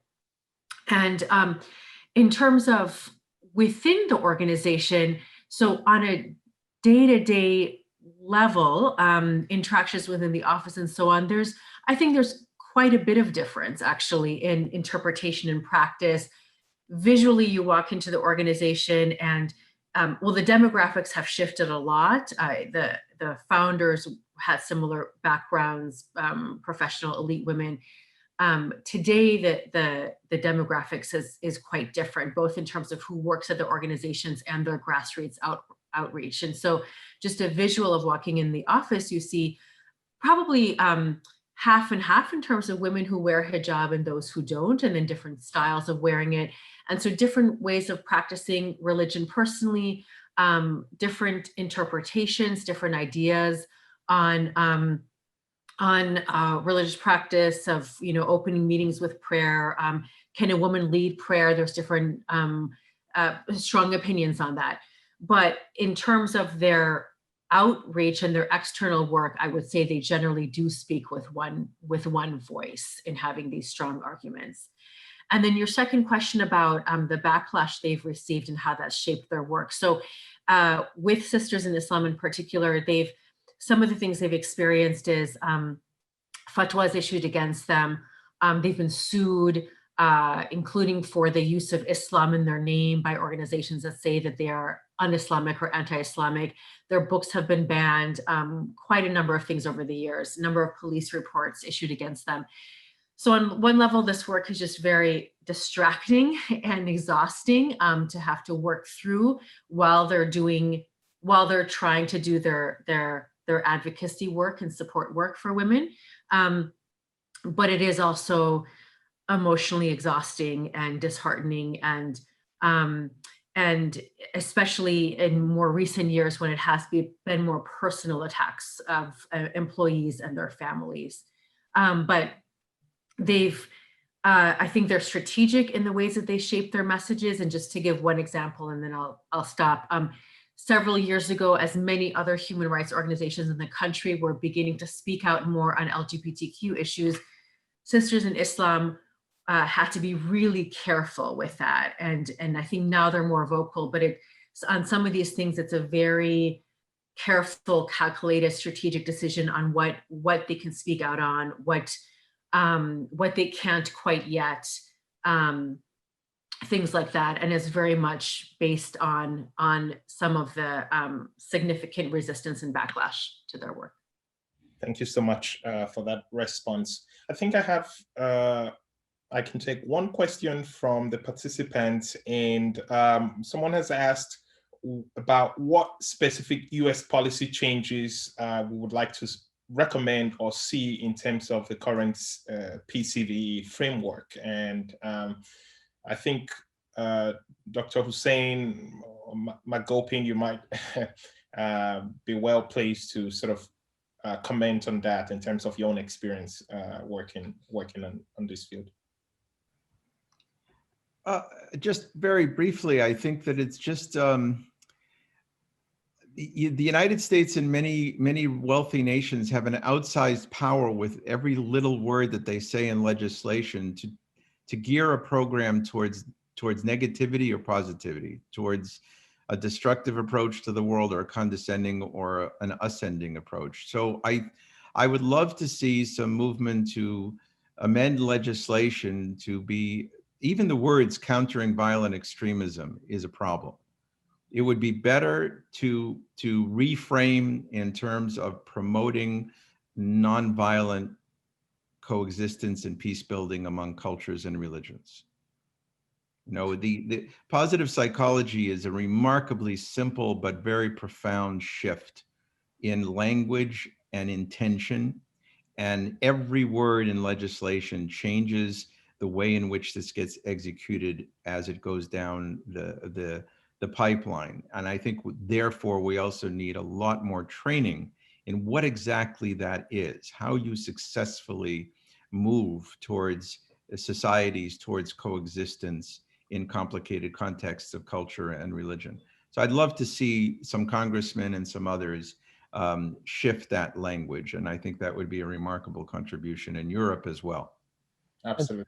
And to add to that, you know, just last night, it was tweeted, I would just say it was tweeted, that my administration has suspended the entry of refugees from terror-compromised nations such as Syria, Somalia, and Yemen.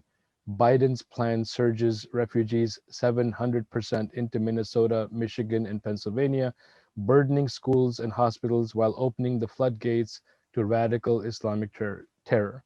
So clearly, the shift in policy is going to have to come from the top, from both the executive branch as well as the legislative branch.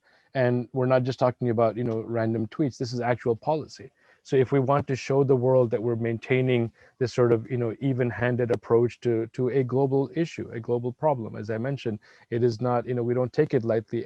Even a single innocent life lost is a life lost, is too much. So what do? So we shift, as Dr. Gopin mentioned, you know, in terms of terminology, but we also have to engage in some level of self-reflection to show and highlight what have been the contributions. In this case, it's about immigration. It's in this case about mobility. In this case, it's about the diaspora. And to show, really authentically speaking, Lewiston, Maine is often touted as having been potentially, you know, this, you know, radical, you know, hotbed of terror. It actually went on to be transformed by the Somali population in America into, you know, an American City Award. I forgot the name of the exact award. So there's a lot of potential and hope, and we look forward to, folks both in the executive and legislative who will actually encourage that level of dialogue and not suppress it with a lot of hot, language that is completely divisive and unacceptable. Thank you so much. We have now run out of time, and I just have enough time to thank our presenters across the 2 days. Thank you so much for helping us to unpack the complexity of countering violent extremism and preventing violent extremism. We have learned a lot, certainly the need to move beyond homogenizing and simplistic analysis of violent extremism, the need itself to look beyond religion as well. Religion is, as one of the presenters said, is located in public life, and to look at a range of factors that drive violent extremism, and hopefully that sort of nuanced approach would move us beyond this sort of suspect community framework that Dr. Hussein mentioned earlier. We will, again, this event is recorded, so we will watch the space. We will be uploading these recordings so that people can revisit and re-engage with some of the ideas of our presenters. Just to say a quick word on, so this completes the second global series, Religion Countering Violent Extremism. We have a third global conversation, which will focus on women and countering violent extremism. I see that across the presentations, there are people who are also very interested in the role of women. So please stay tuned. We are hoping that depending on how the restrictions go, the event would happen fall of 2021 or spring of 2022. Let's hope that it would be in person and that we can reclaim some form of normality by engaging and feeling each other's energy as well. And we hope that the events, so the first series was Youth and Countering Violent Extremism, the second series, Religion and Countering Violent Extremism, and then Women and Countering Violent Extremism will culminate in an edited volume and or special issue, which will address some of the ideas and again, invite the speakers to sort of contribute to this volume and issue. I want to thank again all those who have worked behind the scene, Dr. Wheeler, Director Krista, George Mason University, Jimmy and Rosalynn Carter School for Peace and Conflict Resolution for supporting this event, which I believe is more important than ever before. I just want to give a chance for Krista to say some final closing remarks. Thank you very much, Daniel. I, again, have really enjoyed both days of presenters. The presenters have been excellent, just given actually us a lot to digest and to really reflect on. I liked the detail and the really interesting research that all of you are doing, but then also the big picture, ideas as well that we really need to pay attention to. I want to just again thank Daniel for really bringing this all together and for convening us like this, and then of course thank our partners in this, the Jimmy and Rosalynn Carter School for Peace and Conflict Resolution at George Mason University. As Daniel said, the recordings will be on our website. I think that the host is gonna put that web address in the chat room. It's basically cfas.howard.edu, but then there's a link to this conflict resolution page. And we'll also have on there, so the recordings will be on there, and then we'll also have on there, we're doing kind of, haven't quite figured out the term yet, but maybe a research summary basically of the abstracts and a summary of the discussion and the analysis that we've had from both days. And that will also be posted on our webpage. So I encourage you to take a look at that and definitely tune in to next year when we have our third and not quite final, but our third in this series. Thank you all for joining us. Really appreciate it. Just quickly to thank Professor Mike Cham, who Is he here? Okay. We started this event back in 2018, and who has continued to support the event in more ways than one. So thank you very much as well, and wish you all a wonderful day ahead. Thank you. An honor to work with you, Daniel. Thank you. Thank you all very much. Thank you. Take care, everyone. Thank you.